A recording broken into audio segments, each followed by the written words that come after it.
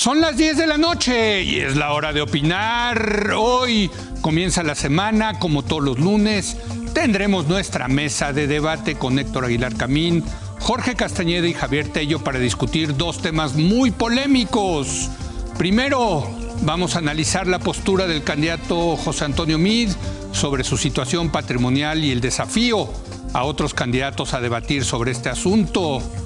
Luego vamos a examinar las más recientes amenazas de Donald Trump contra México, la respuesta del presidente Peña Nieto y el posible desenlace de la renegociación del Tratado de Libre Comercio de América del Norte.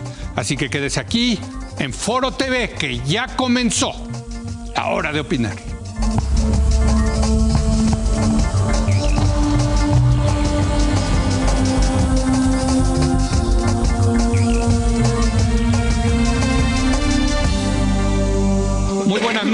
Buenas noches Héctor Aguilar Camín. Leo, ¿qué hay? Buenas noches. Javier Tello, buenas noches. Y en esta ocasión, desde Nueva York, Jorge Castañeda. Jorge, ¿cómo estás? Muy buenas noches. ¿Qué tal, Leo, Héctor, Javier? Bueno, pues la semana pasada comenzaron de manera oficial, sin restricciones legales, las campañas presidenciales. Poco llamaron la atención en los medios de comunicación, salvo el llamado que hizo José Antonio Meade a debatir con López Obrador y Anaya sobre la situación patrimonial de cada uno de ellos y la presentación que hizo del 7 de 7 del candidato priista. Eso fue lo único que tuvo algún tipo de resonancia. Yo soy honesto, afirma Meade, y para corroborarlo, la semana pasada no solo presentó su 3 de 3, es decir, la declaración patrimonial del año anterior, la declaración de intereses de los últimos 5 años y su declaración fiscal de los últimos 3, sino ahora consultas a los 32 registros públicos de la propiedad que comprueban que ni él ni su esposa tienen bienes raíces más allá de los declarados, la opinión técnica de un contador público certificado sobre la congruencia entre sus ingresos y egresos, un informe de su situación fiscal del SAT y un certificado notarial sobre la veracidad de la información presentada. A este ejercicio Meade lo bautizó como el 7 de 7. Más aún, invitó a los otros candidatos presidenciales a hacer lo mismo y debatir la situación patrimonial de cada uno de ellos. Margarita Zavala aceptó, Anaya y López Obrador rechazaron este desafío. Con esta movida, Meade fue el único candidato que fijó agenda, de alguna manera, agenda pública durante la primera semana de campaña. Javier, hay que decir que la agenda pública de la semana pasada estuvo dominada por Trump, por la respuesta del presidente, eso ya lo veremos después, pero el único que sí logró colocar un tema fue, y está medido, nosotros lo tenemos medido en Oráculos, fue precisamente José Antonio Meade con este tema. Sin lugar a duda, y creo que bien por él, creo que está siendo audaz, creo que necesita ser audaz y esta es una movida audaz. Creo que son temas importantes, el tema de la riqueza de los candidatos, el origen de esa riqueza, el tema de transparencia, vinculado a todo ello el tema de corrupción, en fin, creo que hace toma una decisión audaz en temas relevantes. Sin embargo, yo creo que no le va a funcionar, por varias razones. Yo te diría que por 3 razones principales. Primero, porque el debate para mí importante no es sobre individuos corruptos, sino sobre un sistema corrupto. Es decir, la crítica seria y profunda y que vende es que el sistema es corrupto. Habrá individuos dentro del sistema, obviamente, probablemente la gran mayoría que no lo sean, pero el problema es un problema sistémico. Entonces, el levantar la mano y decir yo no soy corrupto no es una respuesta a la principal crítica de que el problema es un problema de corrupción sistémica. Segundo, el problema de los colegas. Sí. La crítica a Meade no es en contra de él como individuo, sino en contra del partido que encabeza y el gobierno al que le quiere dar continuidad. Y ahí, pues, el problema de decir yo soy honesto, en cierto sentido es hasta contraproducente, porque lo que está diciendo yo soy honesto, paréntesis, yo no soy priista, es todos los que no son, todos los que son militantes son corruptos. Abarca a Morena, abarca al Frente, pero también al PRI.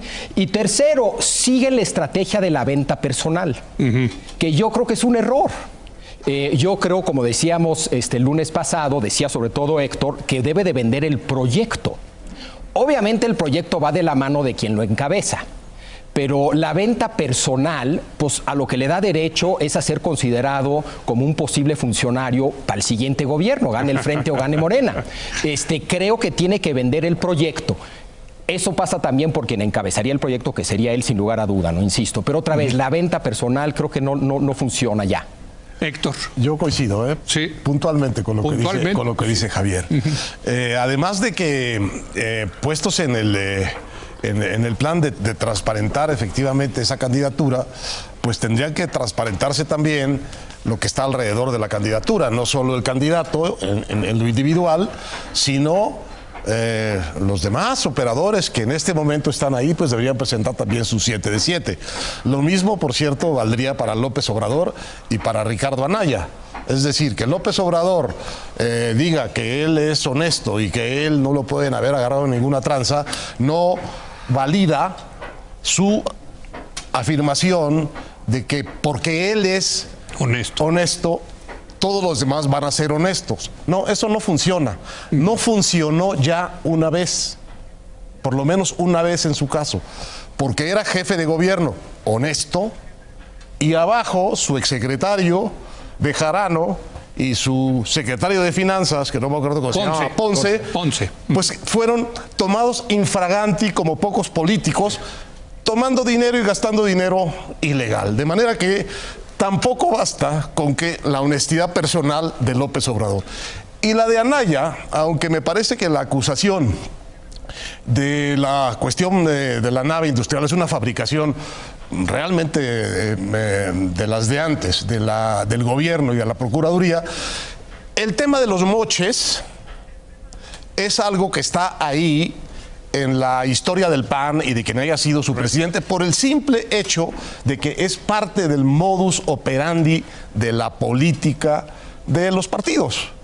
De manera que el hecho de la honestidad personal es muy importante. Yo no quiero descartar absolutamente nada de eso. Para nada. Porque tiene razón Andrés Manuel, que, digamos, una banda de ladrones funciona mejor si el jefe es un buen ladrón que si el jefe no es un ladrón. Pero la verdad, lo que importa es la banda de ladrones. Sí. Jorge Castañeda. Mira, en primer lugar, Leo, no sé si comparto plenamente la premisa de que esto fue el tema principal de agenda pública de la semana en cuanto a los candidatos. A mí me parece que hubo dos planteamientos más que tuvieron mucho más eco en los medios y no solo en los medios. Uno, el de Anaya de respuesta a Trump en el sentido de condicionar la cooperación con Estados Unidos a que cesen los ataques, no envíen las tropas y resuelvan el tema de los DACAs. Y dos, las declaraciones de Andrés Manuel en la frontera de aumentar al doble el salario mínimo de la noche a la mañana una vez que sea presidente y de la autosuficiencia prácticamente en toda la producción agrícola mexicana. Me parece que estas dos declaraciones tuvieron por lo menos más impacto, si no es que mucho más impacto, que este reto al debate y 7 de 7 de Meade. Ahora, ya hablando de eso en concreto, también conviene recordar que José Antonio Meade se tardó más de un año después de que lo hicieron los otros dos en presentar su 3 de 3. Olvídate la 7 de 7 o la 10 de 10 o la 15 de 15. Se tardó muchísimo más que los otros y la pregunta es ¿por qué se tardó? ¿Por qué no lo podía hacer antes? Y no lo hizo. Y en tercer lugar, pues sí hay un tema ahí de que no parece haber ninguna razón para que los dos punteros, Andrés Manuel mucho más puntero que Anaya, pero Anaya mucho más que Meade, ¿por qué demonios van a aceptarle un debate al tercer lugar, incluso en una encuesta como la de hoy del Universal, que es un periódico pues muy cercano a Meade y al gobierno y muy hostil con Anaya? Pues ¿para qué diablos van a aceptar los dos punteros un debate con el tercer lugar y el cuarto? Obviamente Margarita dijo que sí, pues está en un cuarto lugar alejadísimo, cualquier debate es bueno. Lo que puede hacer Meade, si él lo desea, desde luego, es en el debate del 22 plantear como tema central digamos, un anuncio de bienes raíces que él no tiene y que Anaya y Andrés Manuel sí y entonces se puede volver un debate entre corredores de bienes raíces y va a ser interesantísimo para toda la población.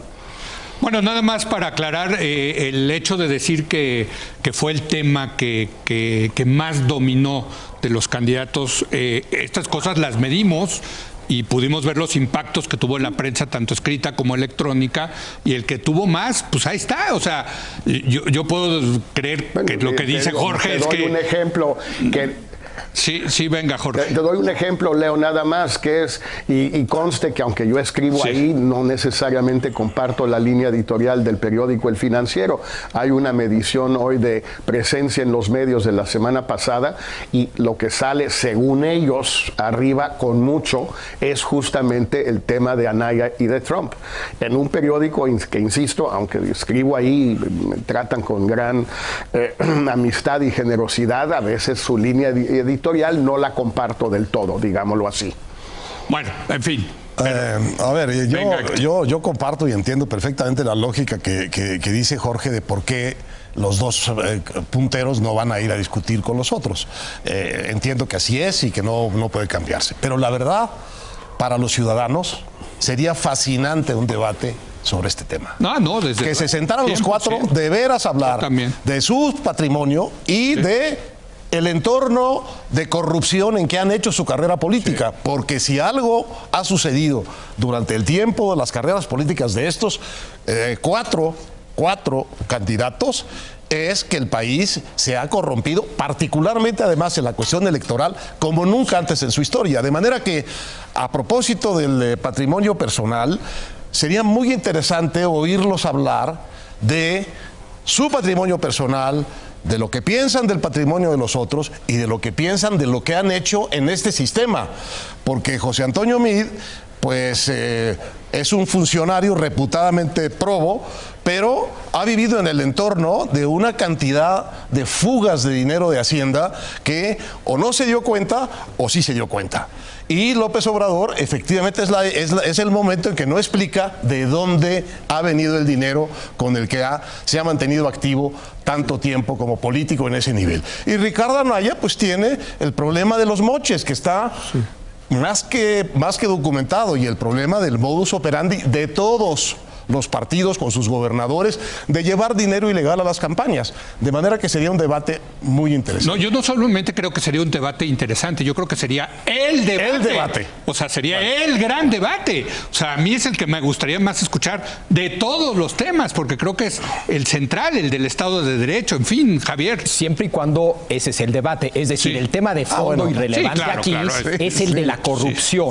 Dentro del gran debate de la corrupción está la herramienta, que es una herramienta dentro de una larga lista de herramientas, dentro de un entramado institucional que es la 3 de 3. Meade podrá argumentar que es insuficiente. Lo curioso es que el PRI en su momento dijo que era irrelevante esto del 3 de 3, que no servía para nada. Si te acuerdas la postura del PRI original, claro, él no es priista, entonces puede tener una postura distinta. Pero el tema de fondo es el tema de la corrupción.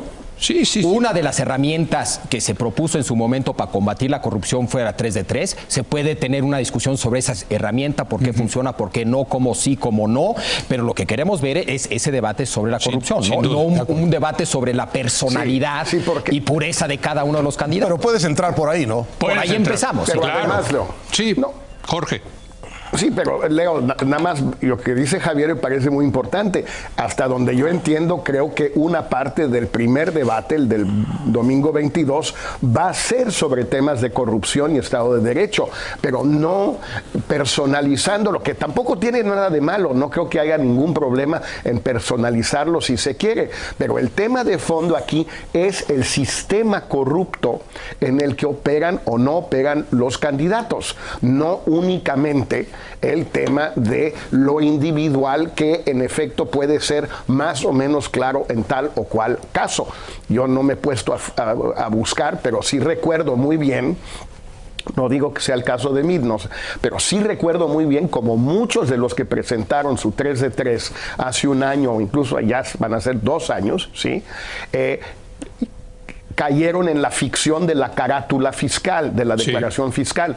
Solo presentaron la carátula, es decir, el SAT diciendo que pagaste impuestos, no la declaración de tus ingresos, no la declaración de tus deducciones ni de tus acreditaciones. Es decir, una declaración fiscal pues tiene 15, 20 páginas.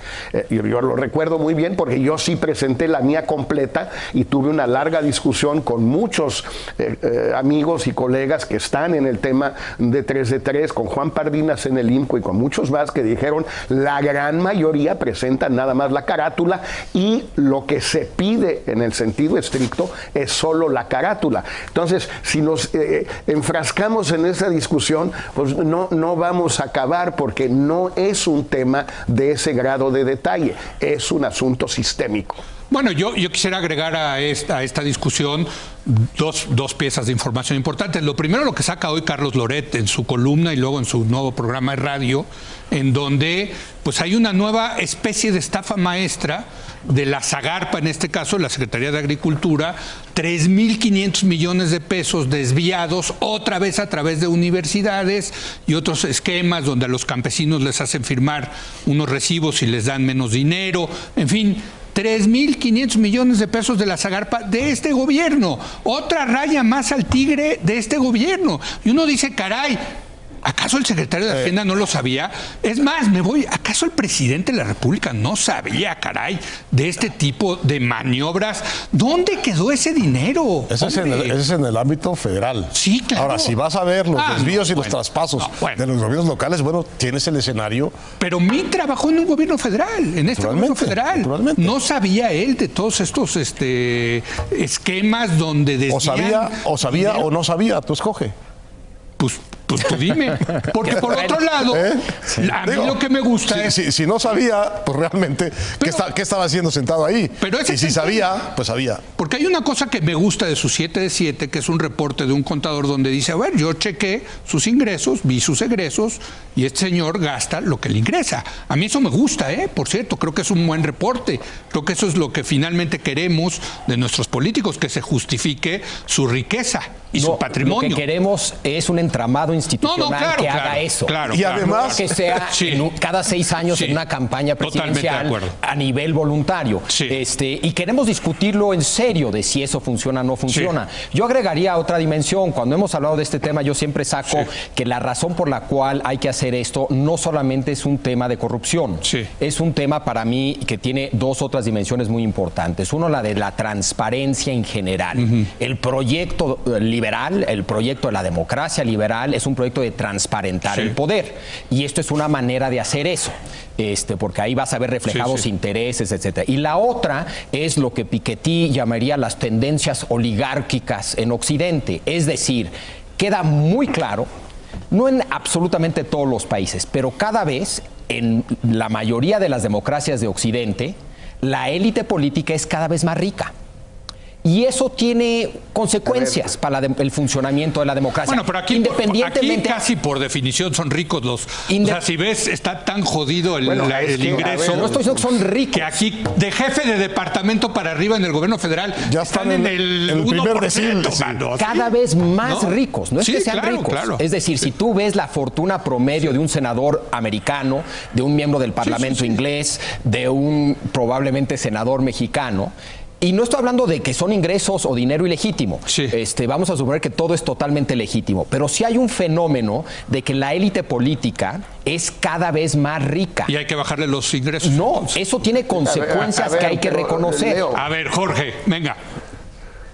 Sí, a ver, de nuevo, volvemos a este tema muy personalizado.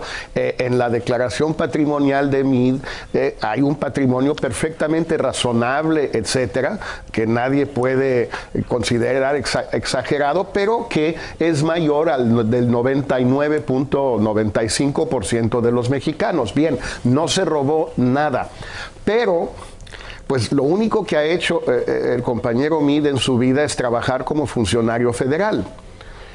Entonces, de algún modo, pudo acumular un patrimonio en 25 años más o menos de servicio público, donde que es superior al de la inmensa mayoría de los mexicanos. Entonces, una de dos, pues le pagan lo suficiente para que pueda ahorrar una cantidad muy importante cada quincena, cada mes, cada año, lo cual está bien, qué bueno que sean ahorradores nuestros servidores públicos.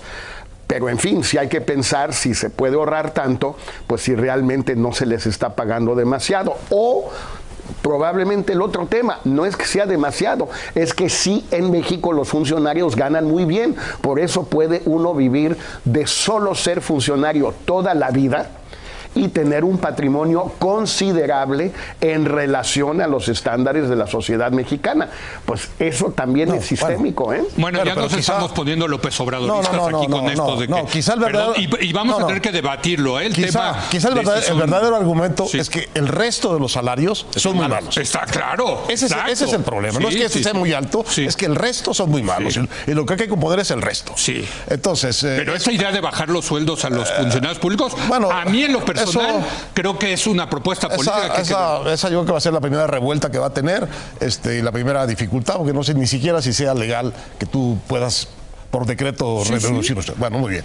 Pero el tema de este tema del patrimonio personal me recordaba, mientras estábamos hablando, una observación que hizo Jorge Andrés Castañeda, no este Castañeda, sino su hijo Jorge. Dijo, es que uno de los dramas de nuestro país es que con una economía tan mediocre y tan concentrada, las únicas vías de verdadera ascenso social y de enriquecimiento son la política corrupta y el crimen. No hay espacio a la proliferación de pequeños, medianos empresarios, de negocios que vayan haciendo rica a gente por su esfuerzo y por su... Héctor, pero también la política, aunque no seas corrupto, es una buena vía de movilidad social. La política... ¿no? O sea, si eres funcionario, digamos, la vida pública te da para vivir realmente muy bien. Muy bien. ¿No? Si llegas a los niveles increíblemente altos que ha llegado MID, te da para tener el patrimonio que tiene MID, que bien visto, pues es un patrimonio de una clase media ni siquiera muy alta gringa. Para eso es para lo que te da. En cambio, las riquezas súbitas que hemos visto aparecer en los estados, de la nada a mansiones, el señor de Iguala que está preso, de la nada a tener propiedades por 300 millones de pesos, eso solo te lo da la política corrupta. Ahora, y el crimen. Bueno, y déjame agregar, porque yo creo que... O la combinación de las dos. Y esa es la alta política, pero también los salarios públicos. Por ejemplo, en Oaxaca y Chiapas, y esto es parte del problema del tema educativo, el ser maestro te pone en otro nivel socioeconómico. Claro, pero muy abajo. Ya eres clase media baja. Sí, sin duda. En dos estados donde no se producen trabajos de clase media baja. Estás hablando del sindicato, del único, creo, sindicato, quizás los patrulleros también, que ha conservado históricamente el valor real del salario de los agremiados, incluso lo ha subido. Es el único. Todo lo demás ha sido down the hill. Bueno, un último comentario para yo diría que eso tiene que ver con la política económica que ha seguido este gobierno y los anteriores. No sé quién ha estado encabezando esa política económica y no sé si Castañeda. no sé si es hora de repensar algunas partes de ese modelo. Lo único que yo diría. Yo creo que no está mal que los funcionarios públicos vivan bien de sus emolumentos, de sus salarios. Sí, sin duda. O sea, yo creo que eso es un buen incentivo para atraer gente talentosa. Es un tema de mercado, pero bueno, ya lo debatiremos en su momento. ¿Tú quieres decir algo más, Jorge, antes de irnos a la pausa? No, nada más, mira, yo recuerdo, claro, hace ya 15 años y creo que por lo que veo de lo que serían mis colegas ahora, sí, la revolución sigue haciendo justicia.